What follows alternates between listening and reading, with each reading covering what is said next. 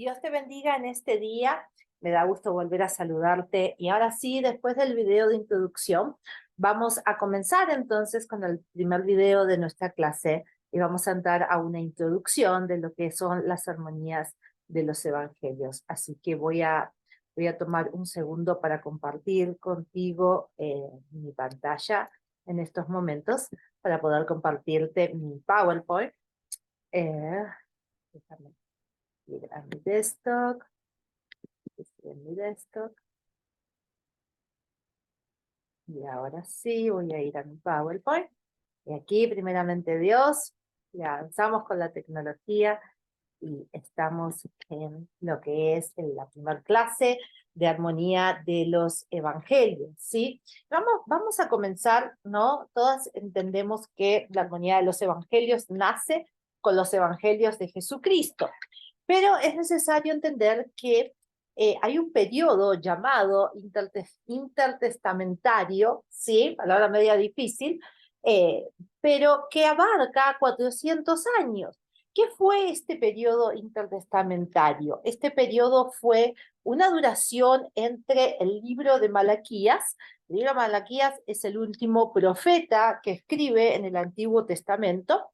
El libro de Malaquías encierra un mensaje donde Dios reclama a su pueblo porque su pueblo se está alejando. El pueblo judío está alejado de Dios, ¿no? Y Malaquías relata un poco el alejamiento de un pueblo hacia Dios, el corazón de Dios, por ver a este pueblo alejado. Pero en el último capítulo de Malaquías, Malaquías 4:2 dice, mas para vosotros los que teméis al nombre del Señor, se levantará el sol de justicia. ¿Y cuántos damos gloria a Dios? Malaquías termina diciendo, mira, quizás este es un periodo difícil, hay muchos que se han alejado, pero hay una parte que teme al Señor y el Señor promete enviar, levantar al sol de justicia. Cuando Malaquías y los profetas hablaban del sol de justicia, también lo nombra David en uno de sus salmos, dice, y vendrá el sol de justicia, está haciendo alusión al Mesías, a nuestro Señor Jesucristo.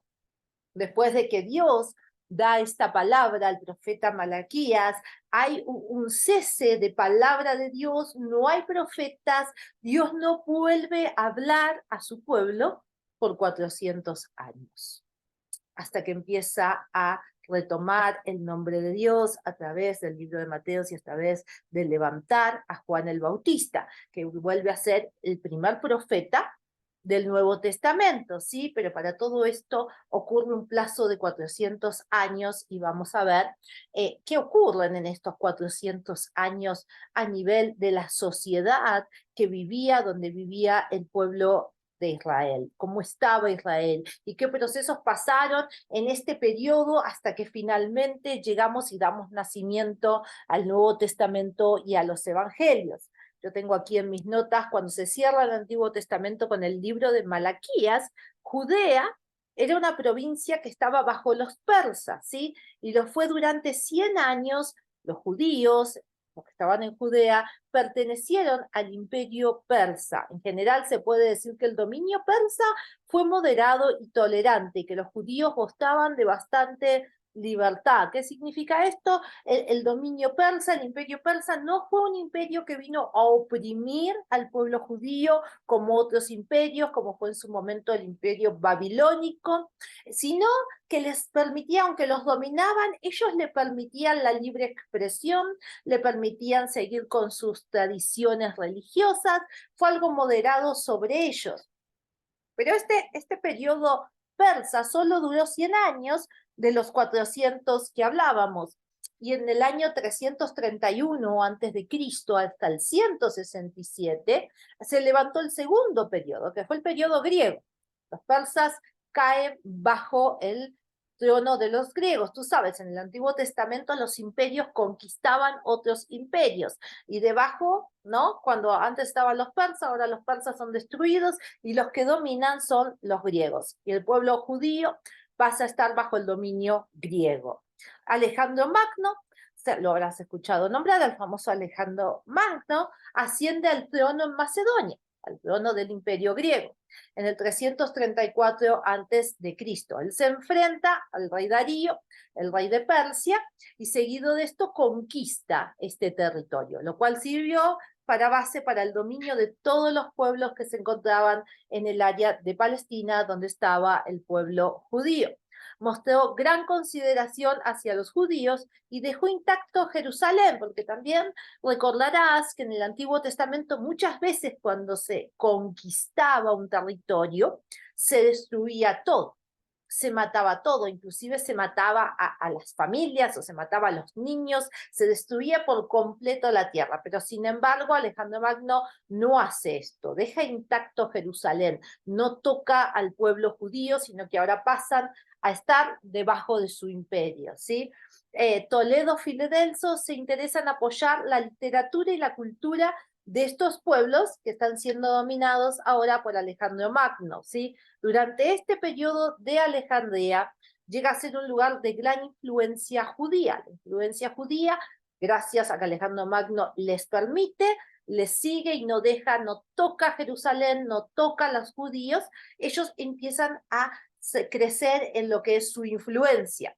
Por orden suya ocurre algo muy importante que marca la historia para siempre, que es el poder suyo se produce la versión griega del Antiguo Testamento, lo que se llama la Septuaginta. La Septuaginta, el nombre Septuaginta viene del latín 70. ¿Qué son? Son 70 eruditos hebreos que van a realizar por primera vez el Antiguo Testamento, va a ser traducido a otro idioma, va a ser traducido ahora al idioma griego. ¿Por qué? Porque la mayoría de las personas del pueblo de Israel, como estaban bajo la influencia griega y estaban bajo el imperio griego, hablaban en griego.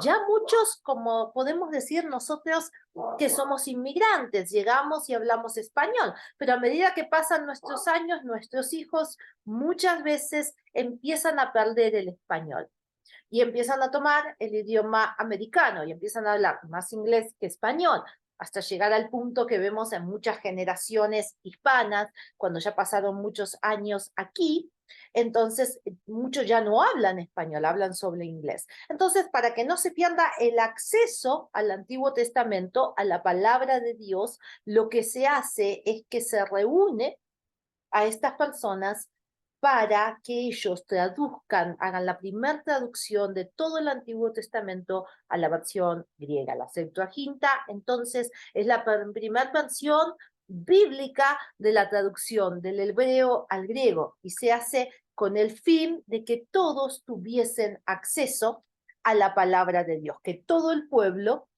de Israel, los que estaban en Jerusalén, pero estaban bajo las influencias de los griegos, que habían nacido bajo el imperio griego, pudiesen tener acceso, lo cual fue maravilloso, a la palabra de Dios, porque ellos conocían la palabra de Dios, la entendían por sus padres, por sus genealogías, algunos entendían un poco del hebreo, pero su idioma común era el griego. Por eso ahora cuando vemos los evangelios y estudiamos el Nuevo Testamento ya no fue escrito en griego, ya no fue, perdón, escrito en hebreo, fue escrito en el griego, ¿sí? Ahí viene el cambio del idioma en el cual se escribe la palabra de Dios. Solo para conocimiento y para nuestros récords, el Antiguo Testamento, todo el Antiguo Testamento fue escrito en hebreo y todo el Nuevo Testamento fue escrito en el griego. La Septuaginta, entonces, es la traducción del Antiguo Testamento por 70 eruditos hebreos hacia el idioma griego. El imperio griego contribuyó bastante al periodo del cristianismo, ¿sí? ¿Por qué? Porque la cultura y especialmente la lengua griega llegó a ser un idioma universal. En este idioma universal se conoció universalmente la palabra de Dios. Por lo cual, el Antiguo Testamento, por la versión Septuaginta, y el Nuevo Testamento, escrito, como te estaba compartiendo, totalmente en el griego. Esto es un dato muy importante para nosotras que vamos a estudiar el Nuevo Testamento, ¿sí? Pero después de este periodo de este imperio griego liderado por Alejandro Magno y que dura cientos de años, viene un tercer periodo antes de llegar al Nuevo Testamento. En esos 400 años de silencio, donde no había palabra, donde no había profetas que Dios levantaba, esto era lo que estaba ocurriendo dentro del pueblo de Israel hasta que finalmente viene la Anunciación, viene Juan el Bautista, que empieza a preparar el camino del Señor. Esto es lo que ocurre. Hay un tercer periodo que es la independencia maquiavea. ¿Quién era Maquiavea? Maquiavea era un judío celoso de su tradición, de su cultura, de quién era él, ¿no? Que reconquistó Jerusalén para el pueblo judío. Purificó y santificó el templo. ¿Por qué? Porque tú te imaginas que bajo la influencia del imperio griego, del imperio persa que había estado antes, pues se habían levantado mucha idolatría, había muchos ídolos, ¿no?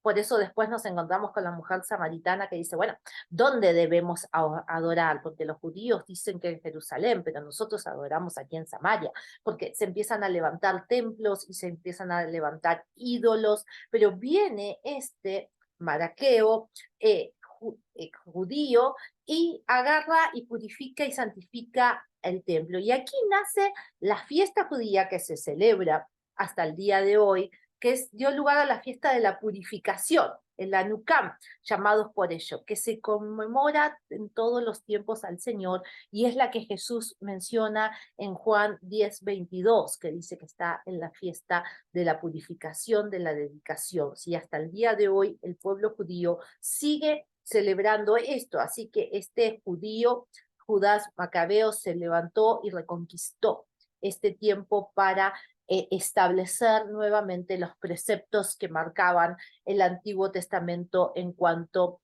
a el pueblo judío. Lo hace reconquistando y lo hace alineando y trayendo un remanente. Por eso la palabra de Dios nos enseña que Dios siempre tiene un remanente escogido. Dios siempre, toda la vida, ha dejado remanentes escogidos que guardan la fe y la palabra. Dice que Él reunió un grupo de judíos leales y alzó una bandera de sublevación diciendo: nosotros adoramos al único y verdadero Dios. Y se levantó en contra de los griegos y de todas las ideologías griegas, porque los griegos sí apoyaban a los judíos y sí apoyaron a que se escribiese la versión en griego de la Biblia, pero también los griegos eran muy abiertos a aceptar todo tipo de ídolos y todo tipo de dioses. Es por eso que cuando Pablo va a un templo griego, dice, bueno, hay una estatua al Dios desconocido, porque ellos tenían tantos ídolos y tantas estatuas, tantas dioses, que Pablo cuando ve esto dice, bueno, de este Dios desconocido voy a predicarles yo. Pero los griegos tenían demasiados ídolos y demasiados dioses, entonces ellos dejaban entrar todo tipo de dioses a sus imperios y obviamente la gente era contaminada en esto.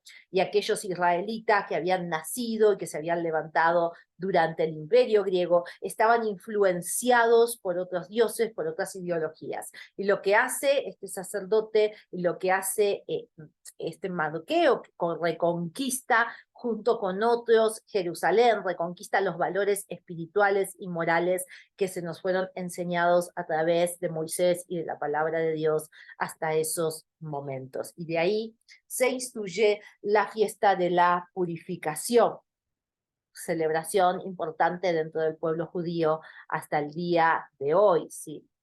Entonces, otros datos importantes de este periodo, exactamente, que es un poco antes a llegar al nacimiento del Nuevo Testamento, es que surgen entre ellos, quiero correr mi imagen de aquí, surgen entre ellos los fariseos y los saduceos, ¿sí? La influencia helenizante del imperio helenístico entre los judíos da origen a estos dos partidos. ¿Quiénes eran los fariseos? Y lo vamos a estar viendo más desarrollado en nuestras próximas clases. Los fariseos eran los que defendían la antigua fe y los saduceos eran los amantes de la filosofía y filosofía secular y los helenistas, ¿sí? Y como te dije, esto lo vamos a estar desarrollando igual en otras clases, pero básicamente los fariseos eran los religiosos más del pueblo, aunque eran muy religiosos y todo, eran como que eran más pobres y más del pueblo. Los saduceos venían del real sacerdocio y eran los que tenían la gran intelectualidad, eran gente de mucho dinero, venían de las familias reales y ellos estudiaban mucha filosofía, ellos tenían una gran preparación intelectual y una gran preparación en el Antiguo Testamento, ¿sí? Pero ahí es donde nacen los que después escuchamos en el Nuevo Testamento y escuchamos en los evangelios, los fariseos, los saduceos que vienen en contra de Jesús, nacen en este periodo, unos 100, 150 años antes del nacimiento de Cristo. Ellos empiezan a nacer dentro del pueblo judío y se transforman en las autoridades religiosas del pueblo judío. La sublevación de los madoqueos dio pie para que los judíos en tiempos de Cristo esperasen a un Mesías político a semejanza de ellos. Las hazañas de los madoqueos estaban muy frescas en las memorias de los judíos, debido a que estos madoqueos, por el temor, este grupo de celosos judíos que te guardaban su fe y que se levantaron en contra de las ideologías y en contra del imperio griego, abrió a la filosofía y al pensamiento de que Dios iba a enviar un Mesías que se iba a levantar, pero no solo en el lado espiritual. Empezaron a esperar un Mesías que no solo venía a una restauración espiritual, sino que venía a una restauración política y que los iba a librar ya en estos casos al próximo imperio que viene, que es el imperio que está cuando nace Jesucristo, que es el imperio romano. Por eso hay versiones y hay escritos que sostienen que Judas traicionó a Jesús, no esperando que lo crucifiquen y que Jesús no haga nada. Él pensaba que Jesús se iba a manifestar, se iba a revelar en poder político y dijo, bueno, si yo lo entrego, entonces ahí él va a hacer un levantamiento y ahí vamos a conquistar a Jerusalén. ¿No? Por eso después, cuando vio que nuestro Señor Jesucristo no hace nada, calla, se queda, va a la cruz, se deja azotar, él va y no soporta la culpabilidad y se suicida. Pero era porque había un pensamiento dentro de los judíos que esperaban un libertador, un Mesías, que no solo venía desde un liderazgo espiritual, no solo venía a liberar espiritualmente, sino que los venía a liberar a los judíos del poder militar de en esos momentos el imperio romano. Por eso cuando Jesús dice, voy a destruir el templo en 3 días, para muchos de ellos y se restaurará, ellos no entienden el lado espiritual del cual estaba hablando Jesucristo, que tenía que ver de su resurrección, sino que ellos pensaban en un levantamiento político, sociopolítico. Quiero pasarte el próximo slide. ¿Sí? Que no me deja pasar mi próximo slide. Déjame tomar un minuto. Ahora estamos para sacar esto. ¿Sí? Después de esto viene el periodo romano. Este es el periodo que está vigente cuando nace nuestro Señor Jesucristo. El periodo romano comienza 63 años antes del nacimiento de Cristo, hasta obviamente la época de Jesucristo. Roma se alzó así como el cuarto imperio descrito por Daniel en sus profecías.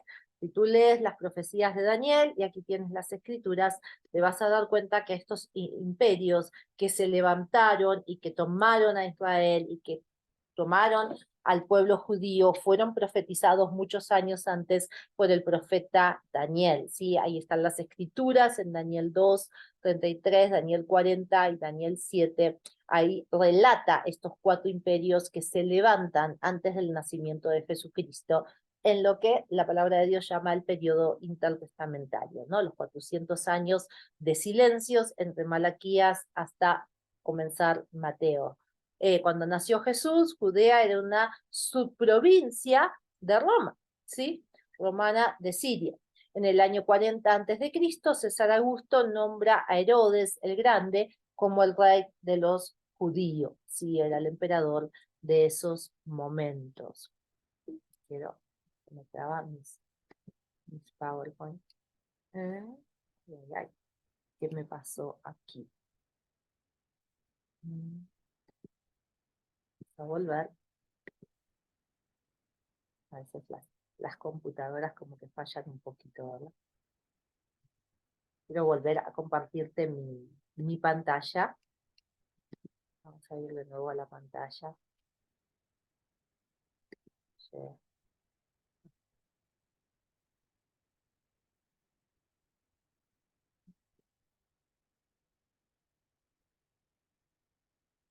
Creo que voy a tener que volver a comenzarlo, te pido disculpas, pero sabes que a veces se complican, se complican un poco las computadoras, pero lo bueno que estos sistemas nos permite estar conectadas más allá de la distancia y más allá de donde estemos cada una y muchas en nuestro tiempo, sí, podemos mirarlo, pero así todo a veces la tecnología nos trae ciertos impedimentos a todas que nos complican un poquito ahí las computadoras.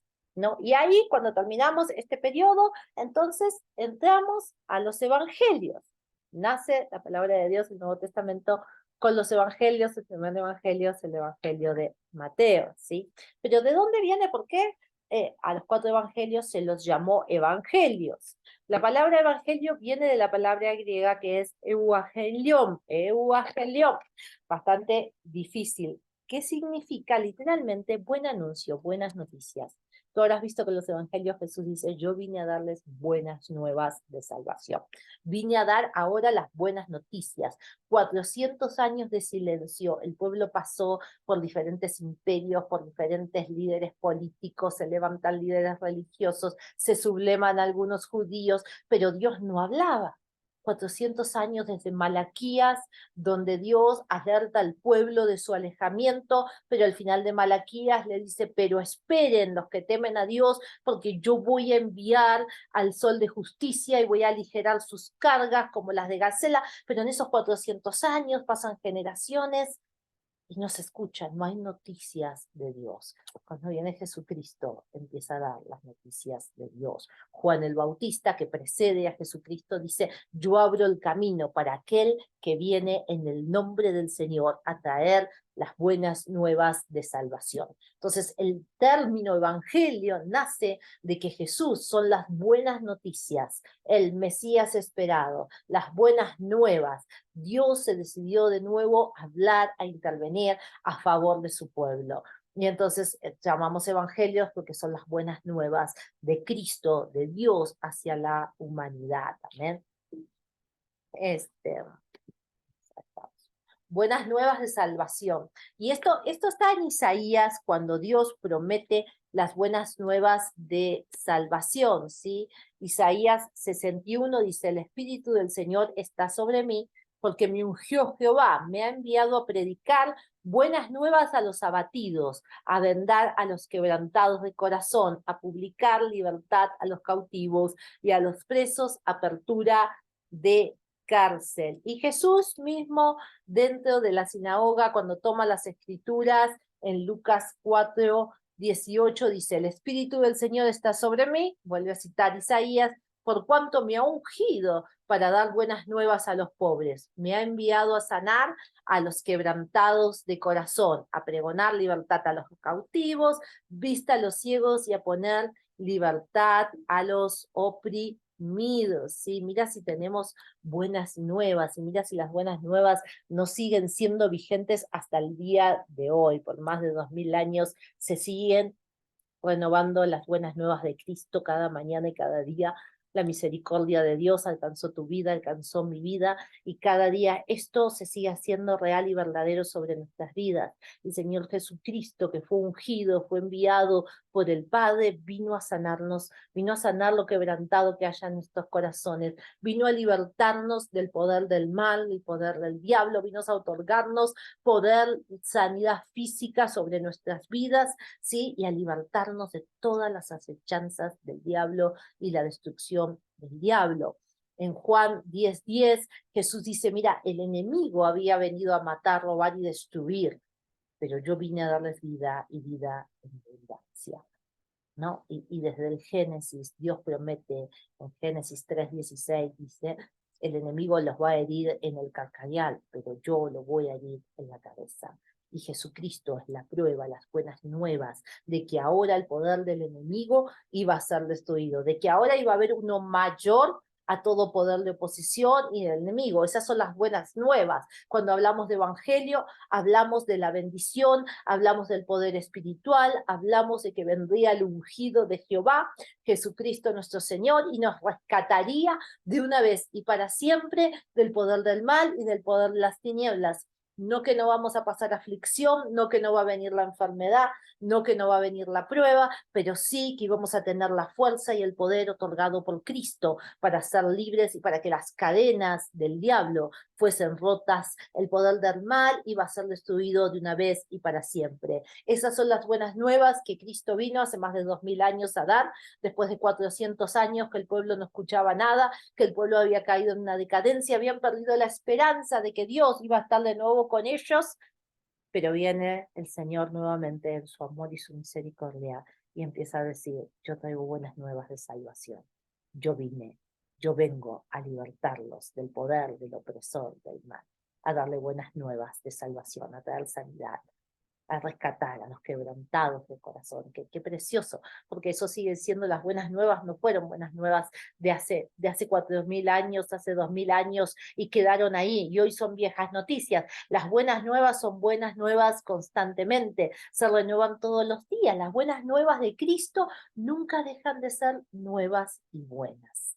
Así que ese es un motivo más que grande para que tú y yo celebremos a Jesucristo cada día, para que tú y yo tomemos el tiempo, a veces que no tenemos, la disposición que no vemos, pero yo al menos en mi vida personal, tengo 24 años de servir al Señor, como les compartí en el video de introducción, y cada vez que recuerdo esta palabra, la tomo, la sumo sobre mi corazón y sobre mi vida, digo, Señor, tus buenas nuevas siguen perteneciéndome hoy, mañana y siempre. Y aquello que está quebrado en mi corazón, tú lo vuelves a sanar. Y aquello que está quebrado en mi salud, tú lo vuelves a restaurar. Así que el Señor te sana el corazón, no una vez. A veces pensamos que somos salvas y somos sanas cuando hemos conocido a Jesucristo, y ahí conocemos las buenas nuevas, pero las buenas nuevas son noticias que frecuentemente y cada mañana y cada día se renuevan como el sol de cada día. Por eso la palabra dice que Cristo es nuestro sol de justicia, porque el sol sale cada día, y la justicia divina de Dios y el poder de aquel que vino y lo dio toda la cruz sigue estando cada mañana y cada día vigente sobre tu vida y sobre mi vida. Así que el Evangelio es la celebración de las buenas noticias de Cristo hacia tu vida y hacia mi vida, las promesas dadas en el Antiguo Testamento, lo profetizado por Isaías en 61, que Jesús viene y en Lucas 4:18 lo toma y dice, yo soy aquel que vengo a entregar las buenas noticias. Yo soy el ungido, soy el cual reposa el Espíritu del Señor para traernos buenas de salvación a cada uno de nosotros. Amén. Así que en este día celebramos realmente lo que el Señor quiere hacer en cada una de nuestras vidas. Celebramos lo que el Señor hace en cada una de nuestras vidas.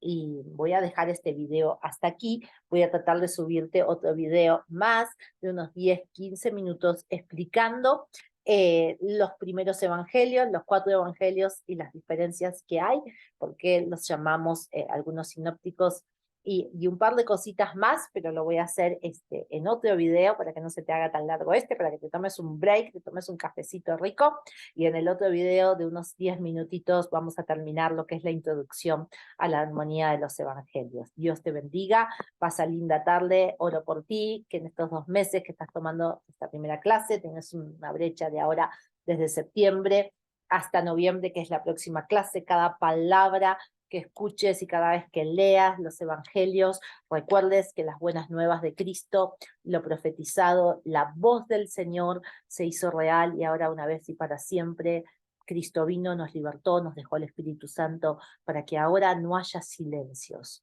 Pablo dice, vino y removió el velo para que ahora tengamos continua relación con el Padre y podamos clamar, Abba Padre, Papito lindo, en todo tiempo y en todo momento. Esas son las buenas nuevas. Ese es el evangelio. Ya no hay silencios. Los silencios fueron quebrados, fueron movidos por nuestro Señor Jesucristo cuando el ungido de Jehová vino y descendió y dio la vida por nosotros. Él abrió el acceso al cielo para que ahora a través del Espíritu Santo ya no haya silencios. Ya no hay periodos de silencio, sino hay periodos de poder, de paz, de amor, de palabra del Señor sobre tu vida y sobre mi vida. Dios te bendiga y nos continuamos viendo. Que tengas linda tarde.